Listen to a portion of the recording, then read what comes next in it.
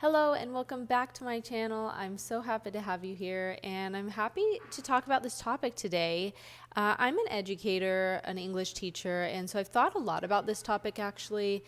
It's been something that I've wanted to discuss for quite some time, so we'll definitely just jump right in. I'm wondering if you guys have ever thought about what the experience would have been like for your ancestors when they attended school. I mean, obviously there were lots of issues, lots of factors involved that would have made the education system for them quite complicated, and also would have made their school experience a little bit challenging, to say the least. And so this has been a huge part of my research that I've done as I've started to dig into my own family history and look into what it would have been like for just every day-to-day life of our Italian ancestors.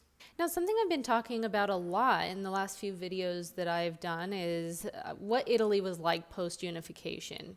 And when it comes to the education system, this was actually a really big part of some of the reforms that happened post-unification. So after Italy unified in 1861, basically this meant that the North and the South were now conjoined, and therefore there were lots of education reforms as a result. As I mentioned before in some of my previous videos, a lot of the people that had access to education prior to unification were part of the elite class, okay? And these were primarily people that resided in the North. The people of the South were largely coming from rural communities. Most of them were peasants or working in agriculture, very poor towns, villages, lacking infrastructure, and certainly lacking access to decent education.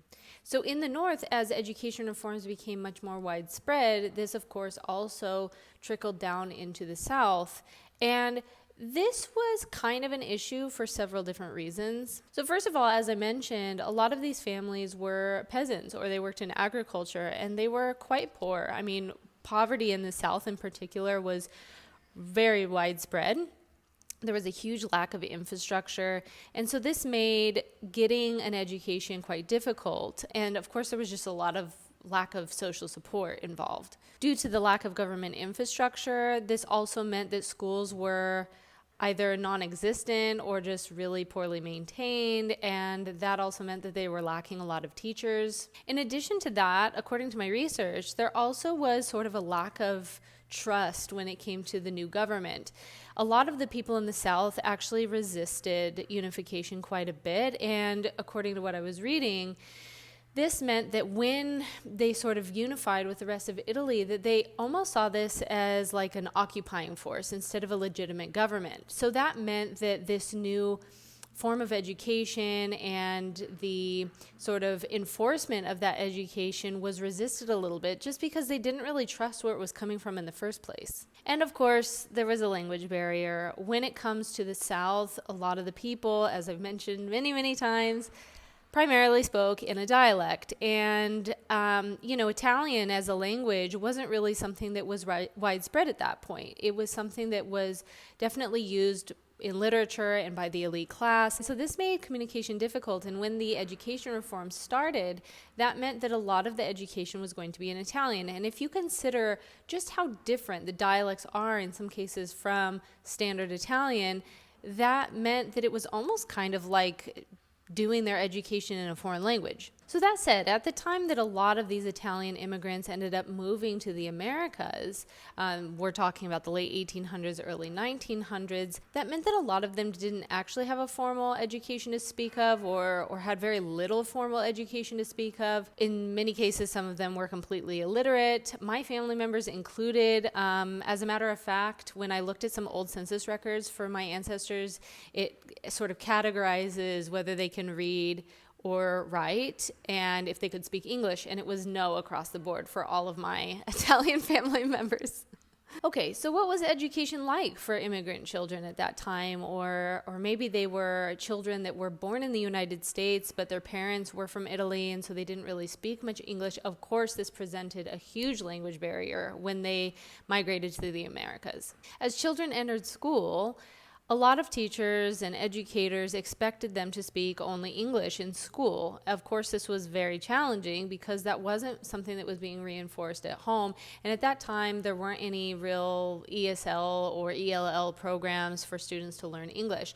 They basically were forced to learn English through their academia. This made the learning experience very difficult, and there were actually severe punishments for students that did speak Italian in class, anything from detention to corporal punishment. I even read reports of public humiliation, like teachers sometimes would have them wear signs that said, "I must not speak Italian." And so this became quite challenging for students. I mean, aside from it being challenging, and I keep repeating this word challenging, but let's go beyond that. I mean, this was emotionally a very difficult experience, right? Because not only were they trying to integrate with the rest of American students, but they had this language barrier, they had this cultural barrier, and it doesn't sound like the educators were very kind. I mean, it's hard for me to even conceptualize that as a teacher. I can't imagine treating my students like that. It would just be unfathomable to me, but apparently that was commonplace and something that was widely reported. The language barrier also made it difficult for parents to advocate for their children and to participate in the education system at all.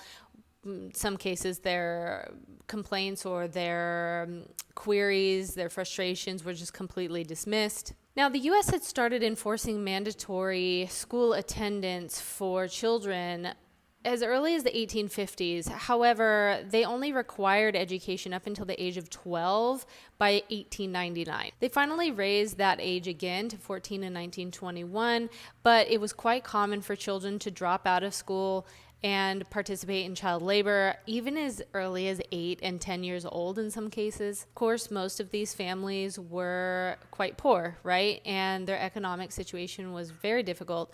So they really, in some ways, depended on the participation of their children's labor in order to be able to pay for things, to be able to survive. In the U.S., child labor laws and banning child labor didn't actually happen until 1938, and the bulk of Italian immigration to the Americas had already happened quite a while before that. A lot of the schools at that time and the neighborhoods where these children were going to school were quite overcrowded, they were poorly maintained, and they just weren't very well funded either. Now, something that some of you might not like hearing about, but it's something that is important and needs to be mentioned. Unfortunately, it does kind of perpetuate the stereotypes that were going on about Italians at that time, but there was quite a bit of resistance from Italian immigrants to formal education. Again, this goes back to what I mentioned previously about their distrust of the government in Italy and the formal education in Italy. In many cases, they just viewed a formal education as sort of unnecessary because a lot of them worked in manual labor jobs or picked up trades, and they basically saw those opportunities as more lucrative, an opportunity for their children to go on and make better money and provide for themselves.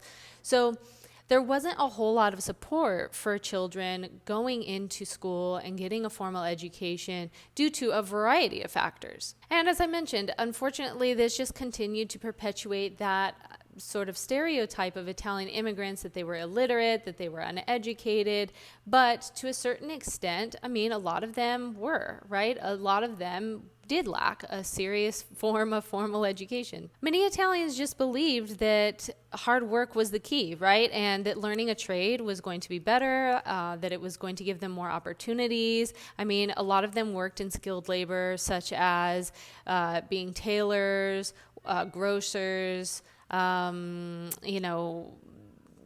boot blacks, this sort of thing. I'm definitely going to do a video about the kind of labor that Italian immigrants did because this is really interesting and there are some really cool stories about Italian labor. But all that to say, most of this was manual labor and most of this was through apprenticeship or trade. Now, another huge issue that I'm not going to get into in this video, I'm going to make a completely separate video about this in the future, but there was a major issue regarding school segregation because Italians at that time were not fully classified as white, and this posed serious issues, especially during a period of time where the U.S. school system saw major segregation laws. And of course, this is a highly controversial topic, but it is part of the history and it's something that should be discussed. So stay tuned for that. I'm definitely going to get into that in a totally different topic. It's just too much to get into at this time with this particular video. Graduation rates were also extremely low for Italian immigrants and children of Italian immigrants. By 1915, only about 17% of Italian schoolboys and 9% of Italian schoolgirls were even going on to high school, let alone graduating. Only about a third of those students actually graduated from high school. However, there were some students that broke through those stereotypes, including in my own family. Actually, one of my ancestors, first generation ancestors, went on to become a doctor in obstetrics. And according to my grandmother, he was kind of the pride of the family. He was actually so famous in the community that they even named a street after him. So if you go to the Bay Area in Oakland, there's a street called Toronto Ave, which is really, really cool. And it was named after him. And as a matter of fact, he even delivered my dad. So this is a story that my grandmother used to tell us. And I just got my dad's birth certificate not that long ago, and I could see that it was Michelangelo Toronto was the doctor who delivered him. So it's kind of cool to think back on that, because that would have been such an anomaly during that period of time. My own grandfather also went on to get his master's degree, which was also a big deal. I mean, especially considering that our family descended from Calabrian people that came from a tiny little mountain village in Cosenza. I mean, it's kind of crazy to even consider that they went on to get higher education like that. So I bring this up just to say that in some cases, people really did push forward. They really did go on to succeed and make something of themselves. And we see this today. I mean, the Italian American community today is quite strong. A lot of people have become very successful. You name it. I mean, Italian Americans have participated and done it. So it's really cool. It's really cool considering all of the obstacles that our ancestors faced along the way. I'm really interested to know about your families and the stories about education, either from Italy or in the United States or anywhere else in the Americas. If you have something to share, please do comment below. I really love reading your guys' comments. I appreciate you watching this video, and you can really help the channel out by liking, sharing, subscribing. All of that is so helpful to the channel and helps people find this content. I appreciate your support so much. Thank you for tuning in, and I will see you in the next video.